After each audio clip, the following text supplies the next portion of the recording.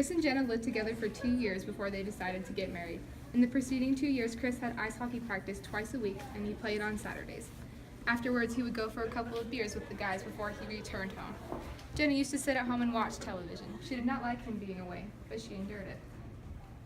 As she knew he felt strongly about it, she never told him about her feelings either. Then they decided to get married. Since they got married, Jenna insisted that Chris come home right after the game. To Chris, it started to look like she does not trust him anymore. Whoa. You never trust me anymore. You always question where I'm going and what I'm doing. Instead of telling the truth about his feelings, he started making up excuses to why he was late. Where are you going anyway? You know, I was at hockey practice and I was stuck in traffic. Traffic? DOT has cameras everywhere. There's no traffic. I'm telling the truth, traffic. And our game was delayed. Stop. Jenna suspected that he was lying as she could smell the beer on his breath, but she couldn't confront him directly. But slowly and surely, distrust grew, and jealousy started to rear its ugly head. She started imagining that there was another woman. Okay, stop it. Often Chris came home unhappy and vile with his temper. This led to fights, and slowly but surely the relationship started breaking down. Where have you been? Hockey practice. Hockey practice? I've told you a million times now. Hockey practice. Who's that girl you were with? What girl? What girl? Yeah. What girl? That one.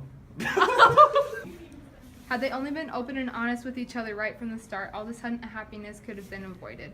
All she needed to do was tell him right at the beginning she does not like him going for drinks after practice. I really don't appreciate you going for drinks after practice.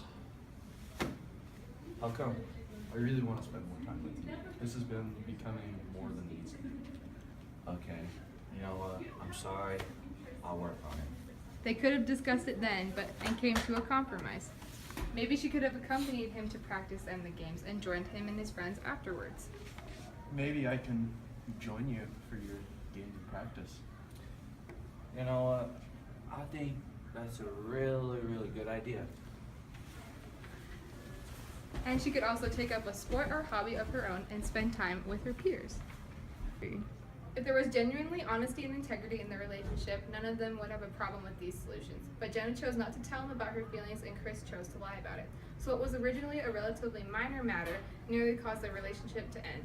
Distrust is a malignant growth that will expand and grow until it destroys the relationship or marriage.